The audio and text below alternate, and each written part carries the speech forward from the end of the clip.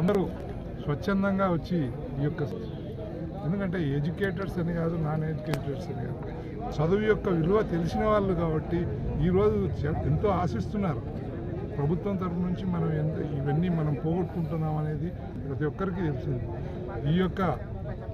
అవగాహన అనేది రేపు ఈ ప్రభుత్వానికి తెలుగు ఏదైతే విద్య వైద్యం ఏదైతే ఉందో మా ప్రియతమ నాయకుడు వైఎస్ జగన్మోహన్ రెడ్డి గారు నమ్మిన సిద్ధాంతం ప్రకారం రాష్ట్రంలో ఉచితంగా ఇవ్వాలి ఉన్నతమైన మంచి నాణ్యతతో కూడిన విద్యనివ్వాలి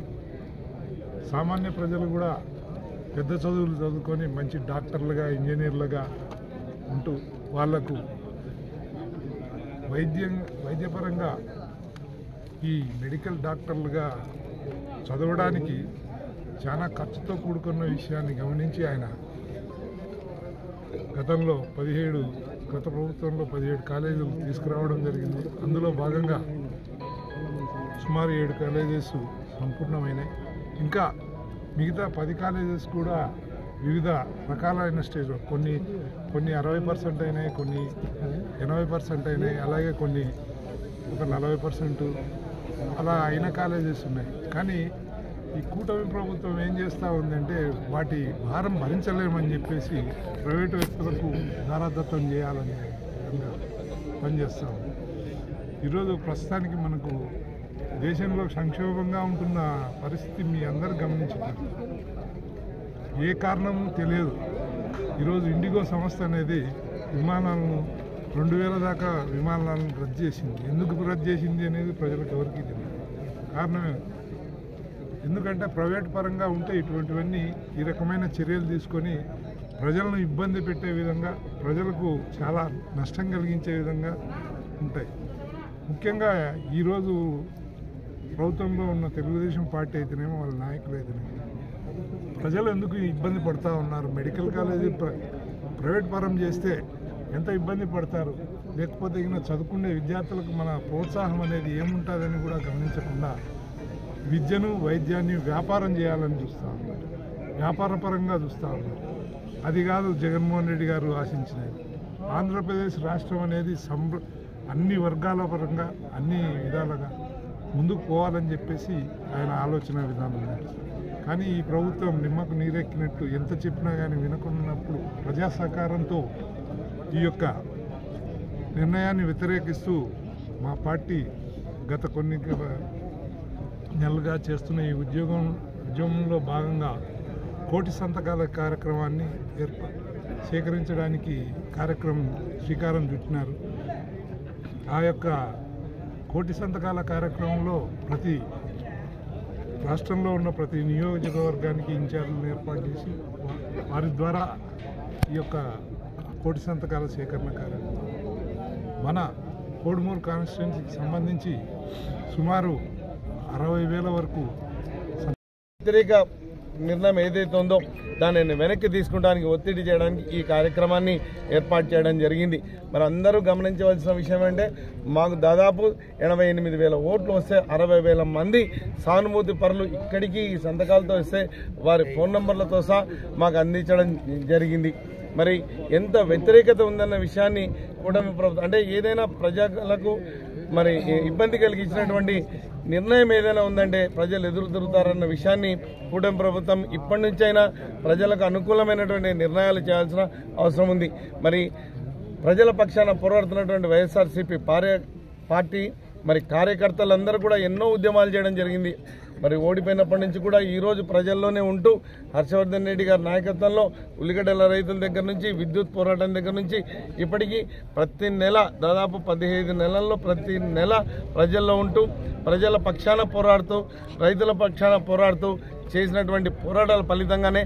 కొన్ని మేలు జరిగినాయి ఇంకా ఎన్నో మేలు గుట్టి కంటి తొడుపు జరగానే జరుగుతుంది తప్ప ఉల్లిగడ్డ రైతులకు ఇంకా డబ్బులు ఇవ్వలేదు మరి ఫీజు రీయింబర్స్మెంట్ ఇవ్వలేదు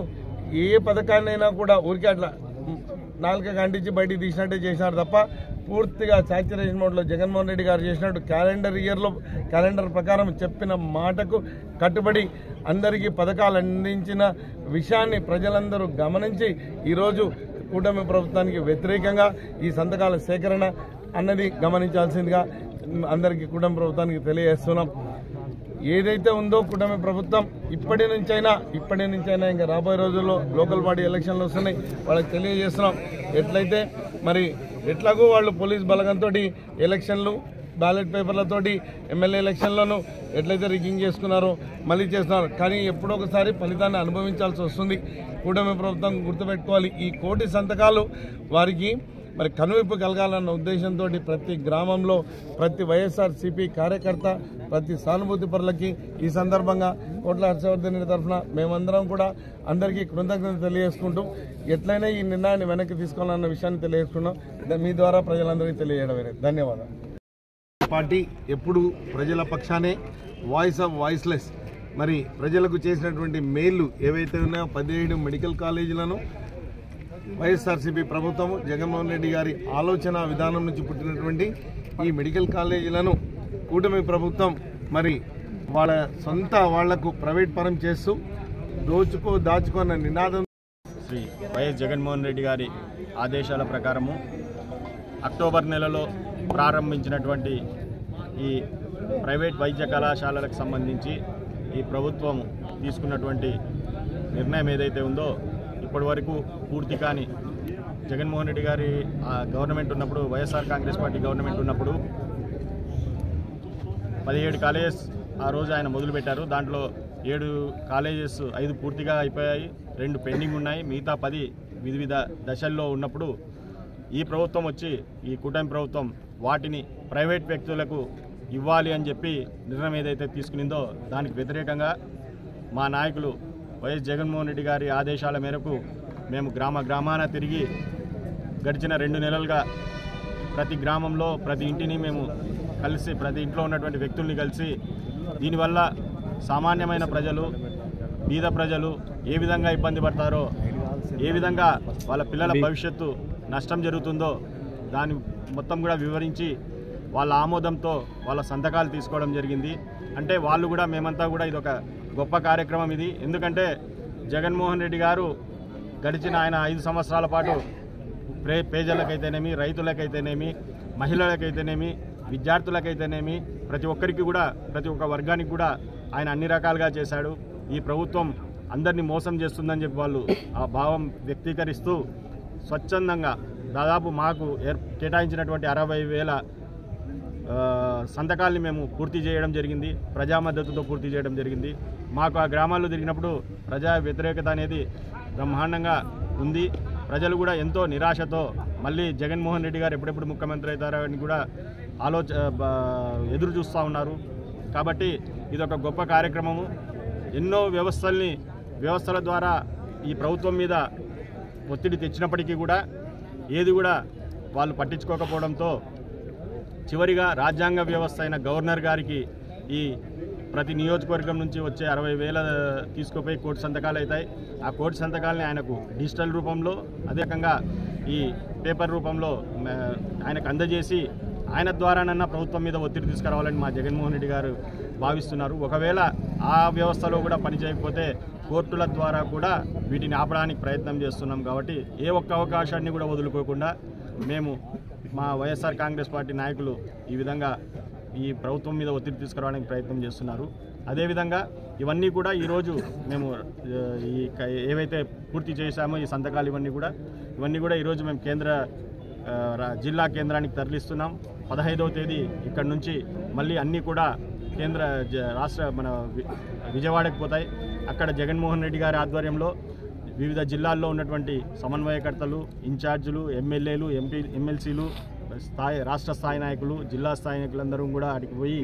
గవర్నర్ గారికి ఈ పత్రాలన్నీ కూడా అందజేయడం జరుగుతుంది. 17వ తేదీ ఈ కార్యక్రమం ఉంటుంది. కాబట్టి ఈ కార్యక్రమానికి ఈరోజు గడిచిన 2 నెలలుగా సహకరించినటువంటి ప్రతి కార్యకర్తకు, ప్రతి నాయకునికి, ప్రతి ఒక్క వ్యక్తికి కూడా వైఎస్ఆర్ కాంగ్రెస్ పార్టీ సానుభూతి పరునికి కూడా మేము కృతజ్ఞతలు తెలియజేసుకుంటున్నాము. అదేవిధంగా రాబోయే కాలంలో ఎన్నో కార్యక్రమాలు జరగబోతున్నాయి. ప్రజా వ్యతిరేక కార్యక్రమాలు ఏవైతే చేస్తున్నారో వాటన్నిటికి కూడా ఎదుర్కొనాల్సిన పరిస్థితి ఉంది. కాబట్టి కార్యకర్తలు ఇదే స్ఫూర్తితో మీరందరూ కూడా కష్టపడి మళ్ళీ జగన్మోహన్ రెడ్డి గారిని ముఖ్యమంత్రిని చేసుకోవాల్సిన ఆవశ్యకత ఎంతైనా ఉంది అని చెప్పి తెలియజేసుకుంటూ సెలవు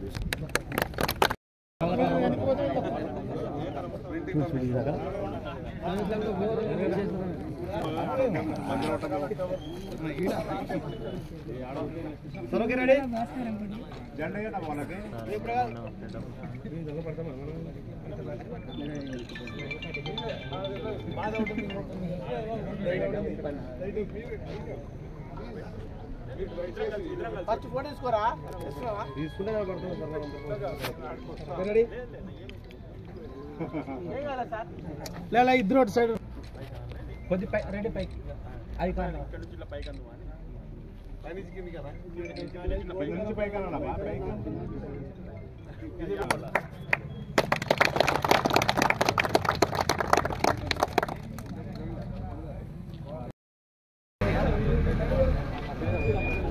అరే భాష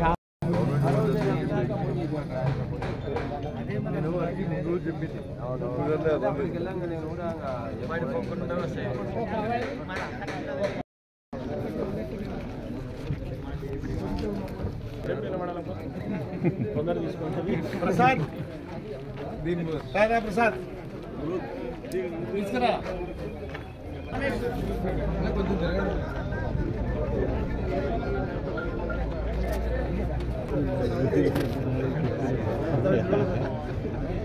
చెప్తాగా మమ్మల్ని అడిగితే అసలు ఏం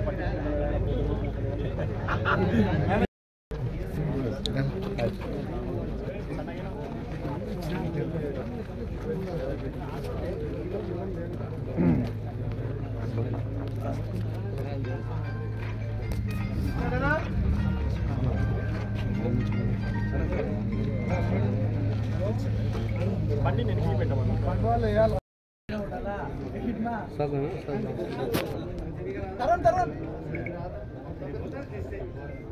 కట్ చూస్తారు ఏమన్నా కూడా